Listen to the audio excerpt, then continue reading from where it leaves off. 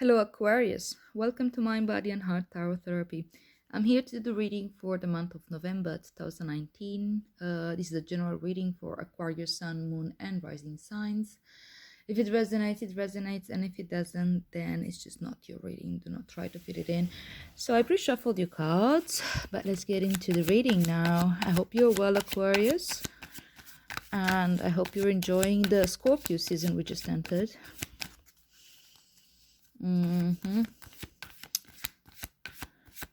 So, Aquarius November 2019. Queen of Wands as your current energy. I don't read reversals, but it is a hint. Six of Wands as your challenge. Six of Swords, two sixes, as your focus.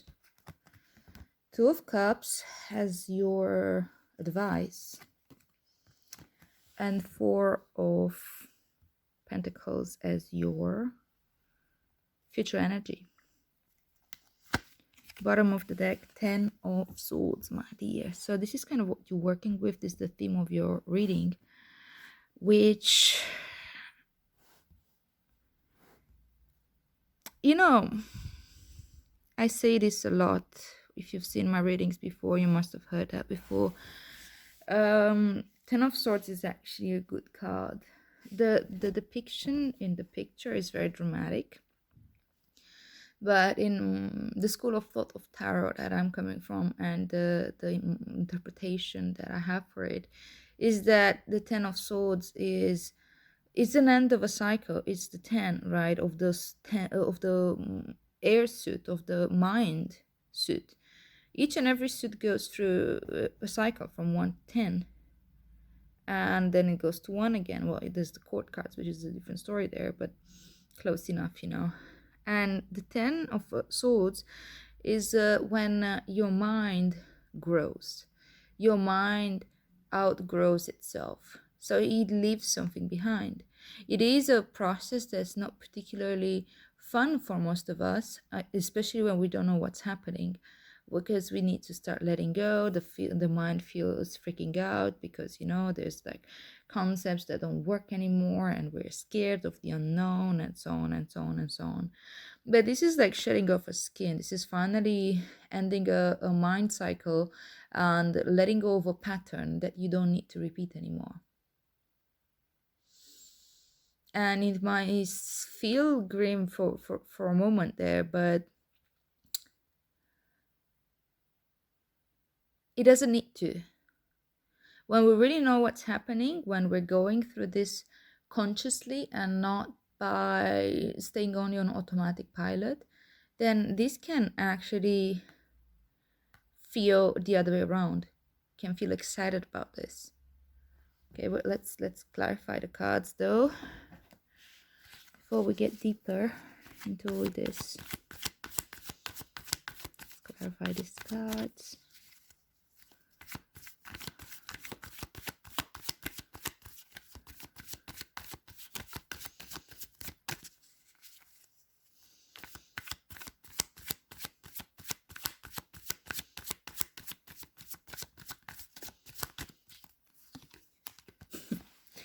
Nine of Swords with the Queen of Wands as your current energy. Justice with the Six of Wands as your challenge. Seven of Swords with Six of Swords as your focus. Knight of Cups with Two of Cups as your advice. And the Moon with Four of Pentacles as your future energy. And bottom of the deck we have Page of Swords with this Ten of Swords. It's a lot of swords here, which is not surprising given that, you know, you're an air sign, Aquarius, and you're home there. Well,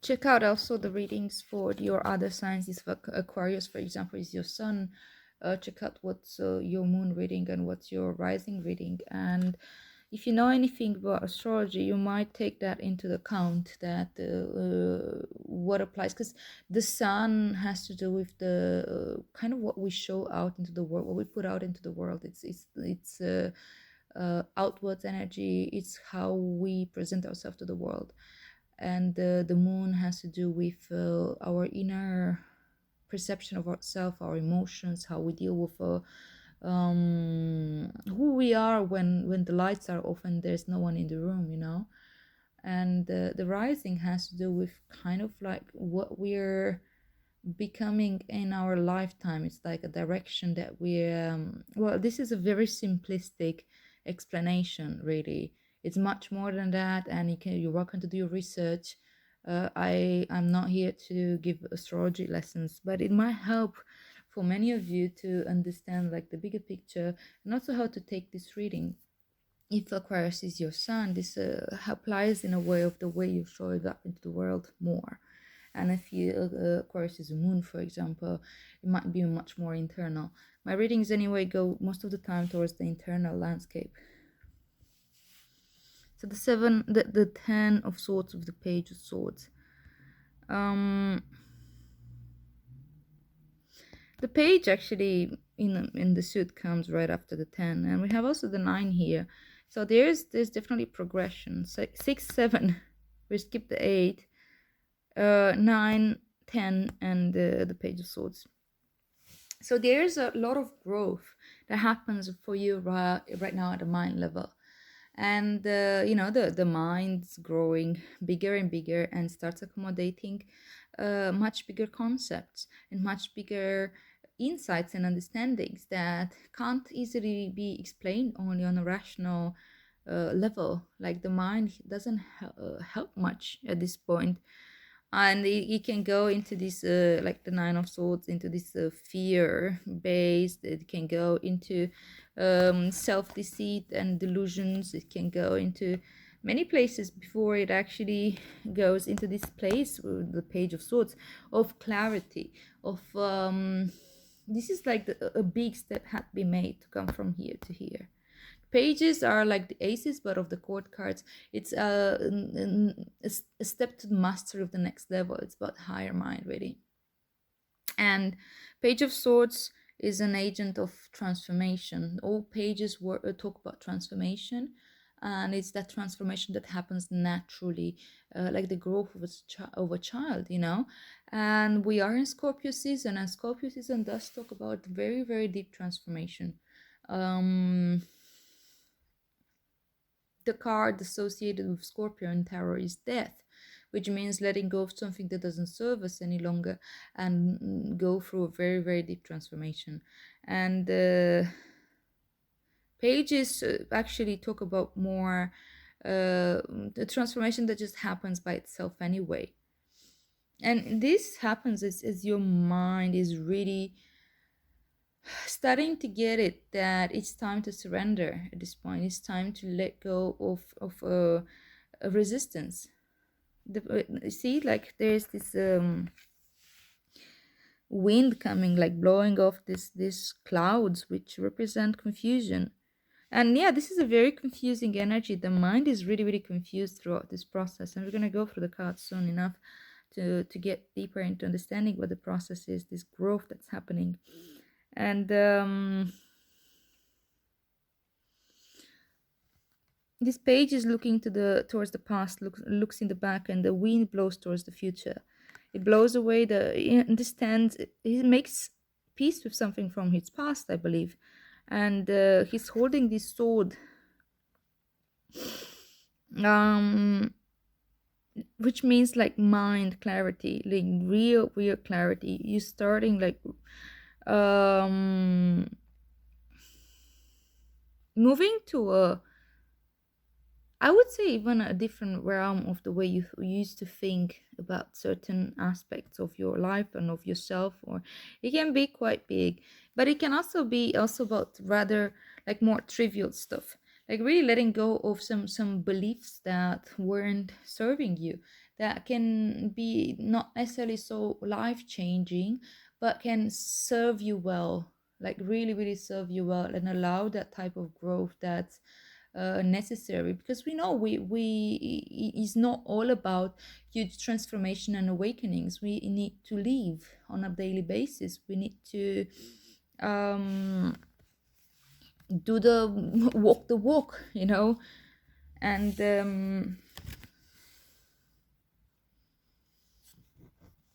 I believe that's happening. That's happening right now for you. You're getting, your mind is like getting used to accommodate the spiritual, accommodate the divine, if that makes sense to you, into your daily basis,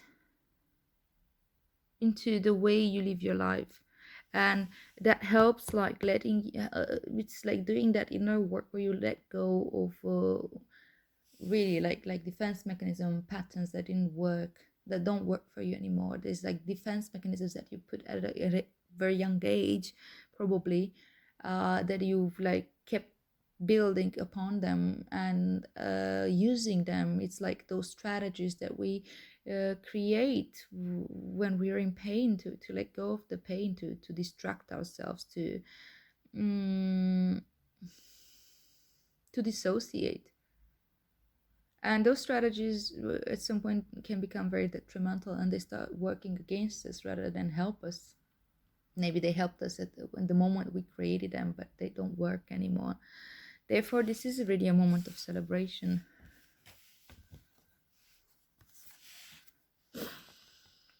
Nine of Swords. Nine of Swords is,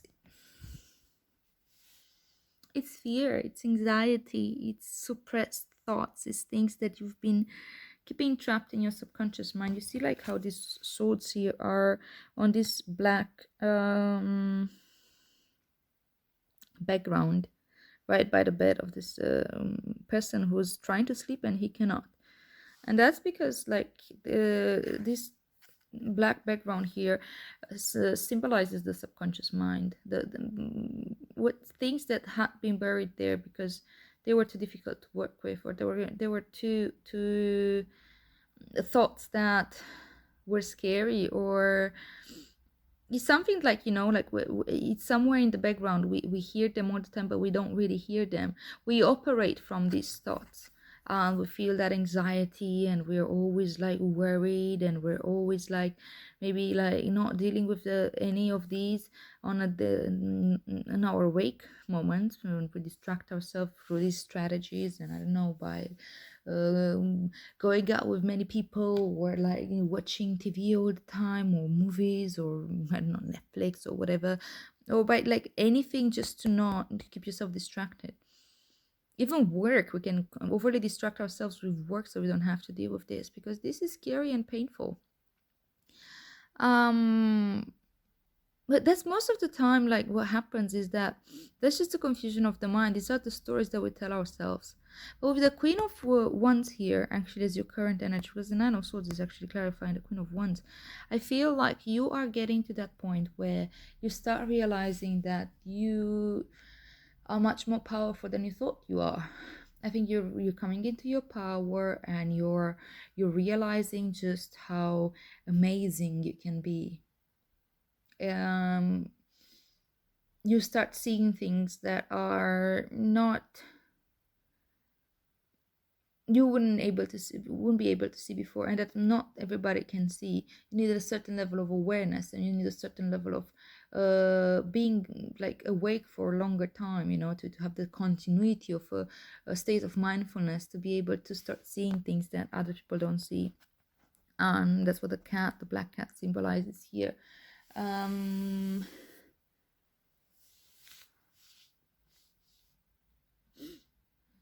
But there's a fear that, what if I'm wrong? What if I am this but I'm not this? Or what if I'm deluding myself, you know?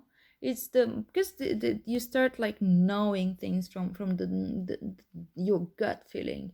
You start having your intuition is much sharper, and you're understanding like intuitively so much more than you were able before. And your mind's just not used to this, especially you being an air sign. You're relying so much on the mind, and if this doesn't make sense logically, then it doesn't exist.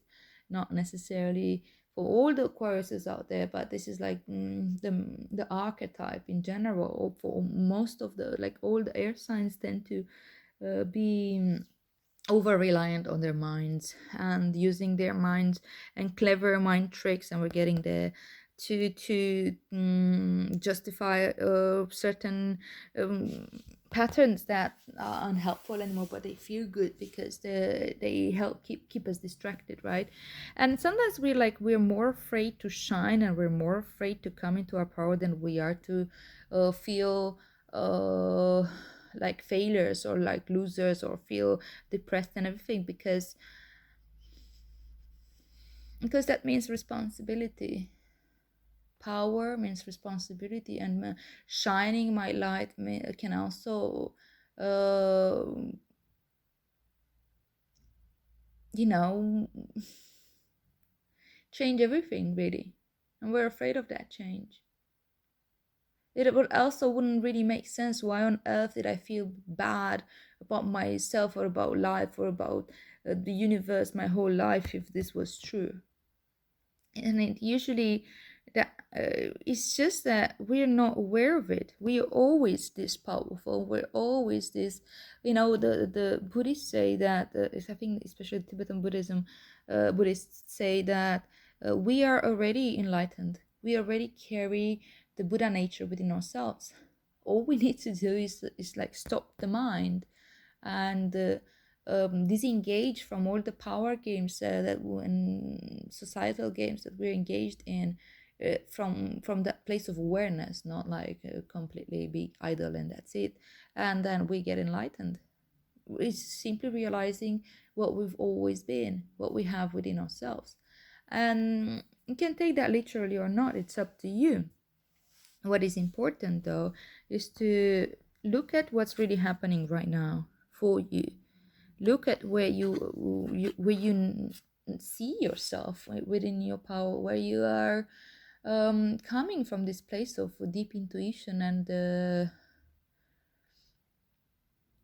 where you allow your spirituality to empower you. Not in that sense that becoming grandiose and delusional, more in the sense of I'm here now, I'm present, and I am fully aware of myself and my emotions and my body and my connection and belonging into this world. The mind is the one telling us the stories that we are alone and separate, because our minds are too small to actually accommodate the whole. We are an organism all together. We are part of this earth that, like Alan Watts says, is not just a rock that floats into the universe. It's an organism that grows people just as much as it grows trees and anything else.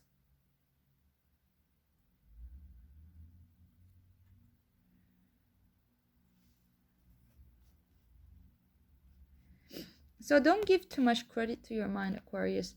Do believe this. Believe in your intuition and in yourself. Allow your mind to observe. Allow your mind to if necessary, really take notes of what's happening. Describe the experience for yourself. Many many times when my mind gets overactive and I get like hyper vigilant, instead of like allowing myself to get into this whirlpool of thoughts after thoughts after thoughts, which depict how screwed up everything is, and how there's no hope, and how there's no I am so powerless to what's happening to me, and I'm such a victim of my environment, and I'm such a victim of my emotions. When these thoughts come in, all I can do is like observe that is there, accept that is there, and then come back to body awareness, or feeling that into my body, really, and start like bringing uh, awareness to the quality of this experience. Oh, I feel fear right now. Okay, where do I feel the fear? Okay, I feel this fear in my lower belly right now and in my diaphragm, and it feels like it's an electrical thing where it feels like it's dissolving, and it has this color, and it's like distracting from the stories, letting go of the story and coming into the actual sensations of this. And an emotion only stays for 1 minute and a half. Actually, I've heard that it can be 30 seconds as well. But be patient with it. Stay with it. Describe the emotion to yourself. How does it feel? How does it feel in your body? Is it hot? Is it warm? Is it cold? Is it like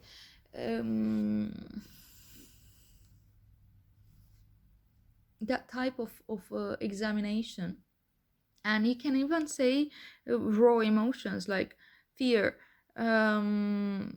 hopelessness, heartbeat, anything that comes to you without like complicated thoughts that tell you a story. Simple raw things that really really helps to disconnect the mind that's telling us these stories. But as I said, it's a great journey because it's taking you to this place of like where this becomes obsolete, and it will fall on its own, and you're taking that journey towards the Page of Swords.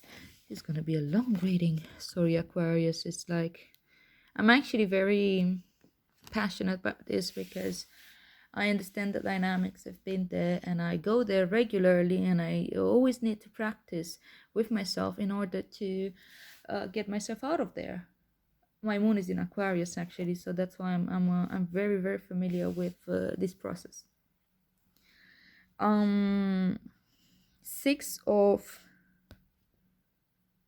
Wands, sorry, and Justice as your challenge. And this one, as I said, I don't really read reversal, but the fact that it really fell on as a reverse so intensely does point out, and it's also in a challenge position, does point out that you're making that step where you have you have something to be proud of right now. It's that type of victory where you've been able to kind of like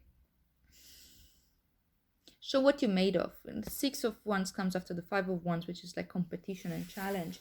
And it seems that you come up victorious. 6 of Wands is a victory card, and it's a beautiful energy to be in.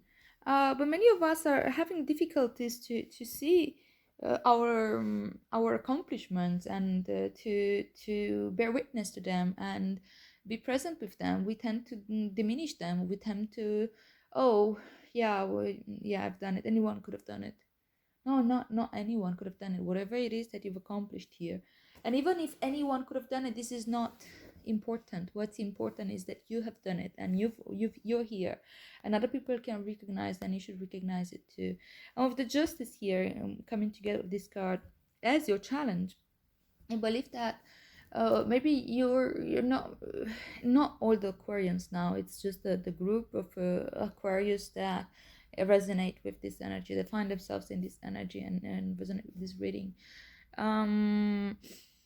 Maybe you're again, is not necessarily a character trait either. It's maybe where you find yourself in this month. Not a great judge of your own character at this point, and it may be very normal to be biased when we're driving from fear.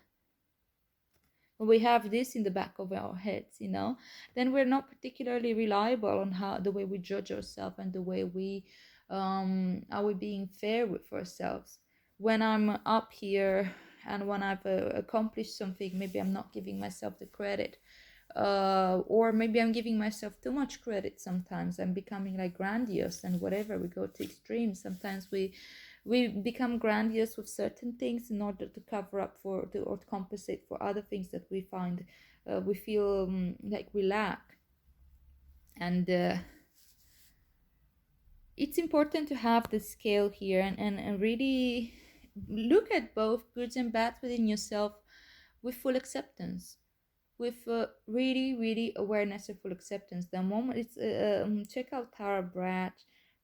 She talks a lot about radical acceptance, and I feel like this is something that really, really important in the process of personal growth, in the process of coming back to self, in the process of um, healing, in the our healing process. If there's no acceptance, there is no change.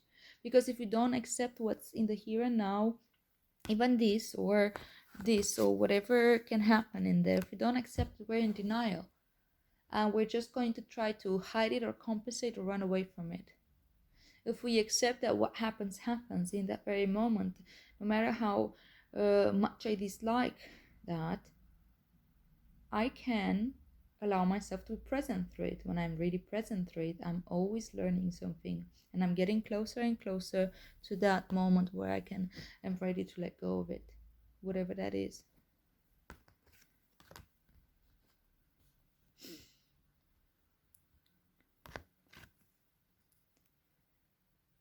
Justice also talks about this karmic journey that you find yourself in, and it is sometimes difficult to understand kind of what's my sole intention in this endeavor. Why is this happening? We do learn through our journey that life doesn't just happen to us. Life is happening for us, and pretty much everything that we experience is a learning experience, and it's something that our soul intended to go through in order to learn something. And sometimes when we go through some pretty messed up experiences, we miss the point. We're like, why on earth am I supposed to go through this? Why, what does my higher self or my soul, what's the intention there? And but it's no, this is like our karmic contract. And the path of least resistance and acceptance is like when we start letting go of this resistance, and we're going towards our real journey.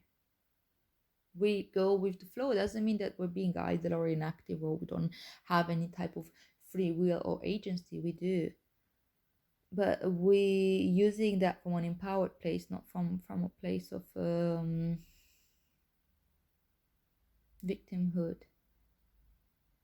So it is important to look at your own accomplishments and being able to give yourself credit when credit is due, and also to be fair with yourself when you think that you might have overstepped your boundaries, or where you've been maybe not honest. And we're getting there. We're getting right there. This is your focus, right? This is where you need to look at, where you're not being honest with yourself, where you've been, what you've been like pushing somewhere under because you're not happy with, and then you're rationalizing. Seven of Swords talks about clever tricks, clever manipulations used by our mind to get what it wants, which is something that's familiar, which is making sense of the world, have it all figured out. But that's not the point. When there's this saying in Zen Buddhism, when you meet the Buddha, kill him. When you meet the Buddha on the road, kill him. And that says, I know it's a funny one, and there can be many different interpretations of it. The way I interpret it is that whenever you think that you figured it all out, that you're enlightened, that's it, that's not it. Because the mind has no place in this, not the way we, not this egoic mind. Whenever I feel like, okay, I'm better than you because I managed, or I got this, no, it's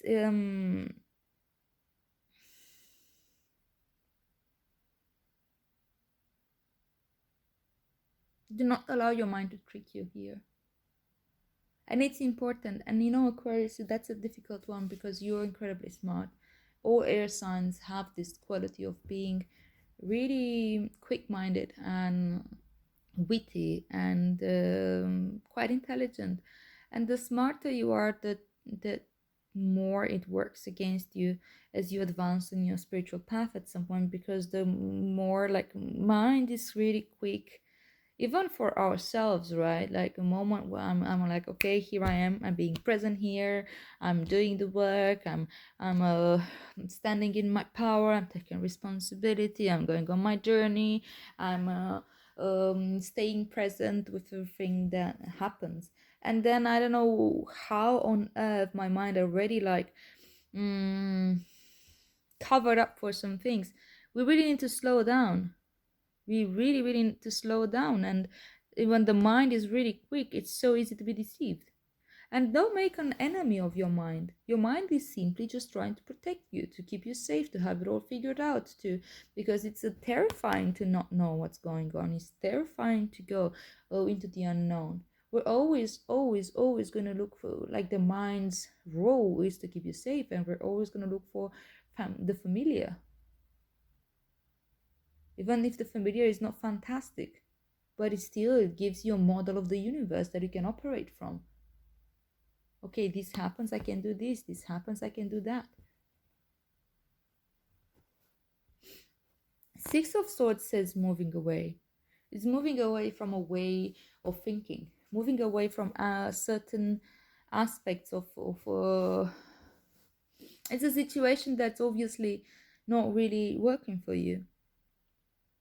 And it's of the mind. I mean, like, it can mean, if you want to, literal moving away, but it's not physical. It's still Six of Swords. It's swords energy. It's of the mind. It's moving away from certain pattern, and that's your pattern. That's like the way. Where do we delude ourselves? Either by not giving ourselves credit, either by becoming grandiose and everything. Like Alan Watts says all the time, like, we are one with the universe. We are God, the God within. But when we start acting outside of ourselves as if we are God over others, and that we are completely powerful and the others are powerless, that's not necessarily what you're doing. It's just an example, right? That's when we have like these delusions of grandiosity, and when we're moving away from anything that is moving away from that God within, really. When we really connect to that essence, to that inner self, we actually connect to that place of unconditional love and compassion. That's the highest state of being, where we don't judge, and when we don't need to have power over anyone else, where we don't need to justify anything, where we don't need to do all the time. We can just be. And that's something that I had to struggle with quite a lot. I never understood how can I just be? I'm here for a reason. I need to find my purpose. I need to do this, I need to do that. Otherwise it feels like a waste of time, like a waste of life. But in order for my actions that I put out there to have any type of meaning, they need to come from, not from a place of justifying my existence, but from a place of, because I understand how I am a necessary and part of this universe, of this earth. I exist because I exist. That's it. It's a gift, as it is. And it's okay. I don't need to justify it. I don't need to always have to prove myself in any way. When I operate from there, then my actions are really pure, because I'm not threatened anymore. I really hope that makes sense to you, Aquarius. It's a really deep one. For many of you, I'm sure you're familiar with this already, but we know this in a deep part of ourselves, where when we get over these layers of the mind and we go back into that place of inner wisdom, and the wisdom of the heart, the wisdom of the body, that wisdom that comes with loving awareness. And we're coming back to the heart. Look at your advice. The Two of Cups talks about two aspects of yourself, for example, coming together. It's resolving a duality. It can also mean a relationship within your life have come into balance. We can mean um, meeting someone and coming from a place of like offering your heart, being open, not trying to prove anything, not trying to win over someone, not trying to impress anyone, really. We don't need to impress anyone, and we don't need to be impressed.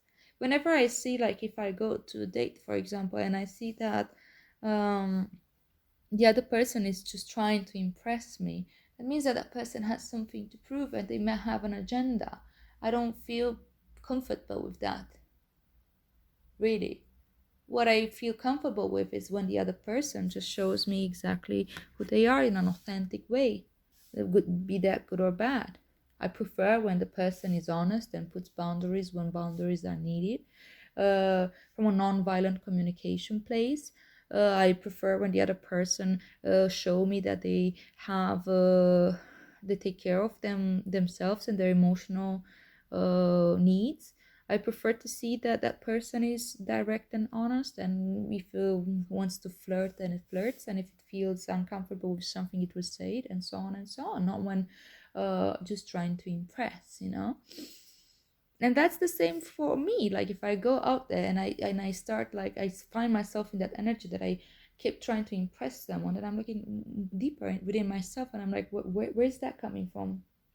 What's really going on here within me? Why am I coming from that place? Why am I trying to find clever tricks to am I having an agenda here? Am I having expectations?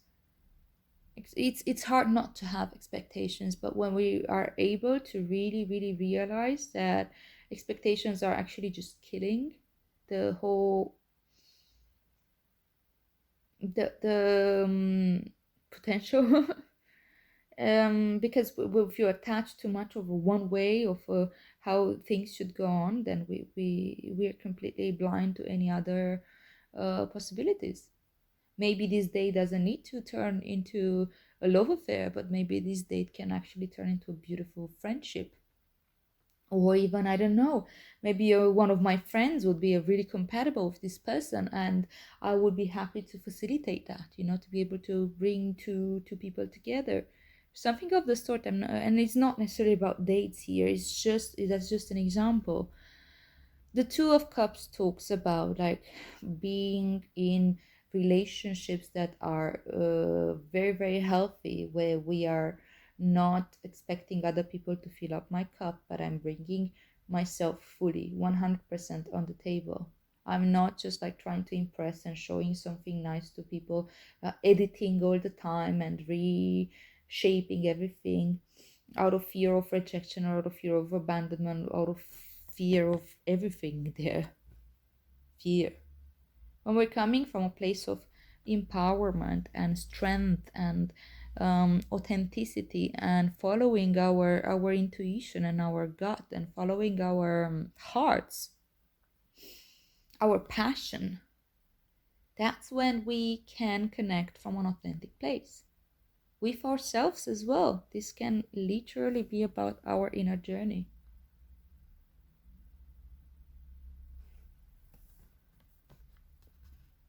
The Knight of Cups talks about being really open, being it can be also be a love offering, and you can offer your heart to someone, and that person can do whatever they want with that. They can accept it and give their heart back to you, or they can reject it, but you are not being rejected if that happens. What happens is just that that person cannot respond in that way. That's it. You are still free to love. Or the other way around, if somebody is offering you love, you don't need to respond in that sense if you don't feel ready. It doesn't need to be romantic, but you can still love someone because they are unique and amazing, and because they're when we connect to that place of unconditional love, we love everyone without condition. And the closer we get to people, even if they're people that we wouldn't necessarily normally connect with, we can start seeing the beauty in them. And we can also see the wounds, we can see the bad, the good, the bad, and the ugly, you know. But the more I accept myself, the more I'm able to accept other people. The more I'm able to accept other people, the more I'm able to accept myself. And that brings us to unity. That brings us to that deep awareness that we are not really a separate self, that we are all part of this organism. And as I was saying before, we don't need to have it all figured out. The moon is really connecting to the intuition, understanding that we don't need, having the courage to go through the threshold of fear. Look at this little crab there coming out there, going, like, trying to leave this environment, whatever that environment might be. It's water though, so it might be an emotional thing, and moving towards this like path, journey, whatever. And there's the dog and the wolf there howling at the moon, and this little creature here is terrified, of course. But the point is like that our fears can become our allies the moment we start feeling into them. We start feeling into fear and we connect to the fear and we understand the wisdom, because fear is there to protect me anyway. But I can move on with that fear as a wisdom, but not as something that's paralyzing me, because I know that I'm safe. I know that I'm here. I signed up for this. Whatever it is that's happening to me, it's happening for me because I signed up for this. You know, this is part of my karmic contract. Wherever that takes me, my soul intended that. How I can respond to it by being present and feeling through, and by feeling secure. Four of Pentacles. It talks about force, talk about security, and talk about stability. And this is Pentacles, and it can be taken into the idea of I don't know, finances and career and that type of physical reality. But in this reading, it's very much related to your actual physical reality without much around it. You are safe. You have the stability to move on through these fears. Don't hold on too tight, because you need to go through the 5. You need to go through, you need to grow out of this 4. There is no growth if you get stuck in there. This person is like so stuck here because he's like, okay, I finally reached some type of stability. I don't want to let go of this. I've been through hell. I'm not going back in there. Or I'm afraid of hell. I heard other people have been through that hell or whatever, you know. But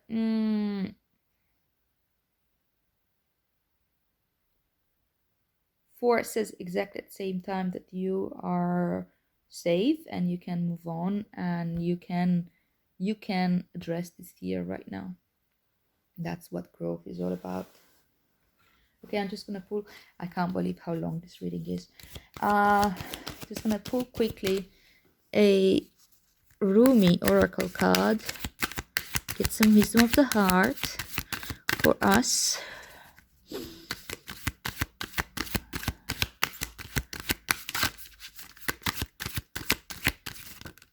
Okay. And my dear, we shall arise. Let me get the booklet. So this is Rumi Oracle by Elena Fairchild. It's a really beautiful one. It's number 13. A lot of people have fear for number 13, so it fits quite well. And the poem from Rumi, it's a long one. Everything's long about this reading. The poem says, wings of hope languish from lack of use. When wings dissipate and weaken, life begins to lose its value. Every cell in your body is created to rise to challenges. Your life is meant to confront everything that holds you captive. Don't sit at the bottom of the well, not caring about salvation. Listen to the voice within calling to you. Reach for eminence. Listen to this. Reach for eminence beyond your own maturity, Rumi. Beyond your own maturity. And I think that has to do with the mind. We need to, we are growing out of the mind right now and into the body, really. Actually bringing the two together. Okay, this is a very long read. I can't go through all of this, but let's say this. This oracle comes with a message for you. Arise. You have been downtrodden for long enough now. Perhaps you have been feeling defeated, put upon, underestimated, or walked over in mind, body, or spirit by others or your own doubts and fears. Enough now. You are liberated through the hope in your heart, the defiant optimism that buoys your spirit and demands that you shall have your dawn. You shall rise like the sun and begin anew now. Step up. It is your time.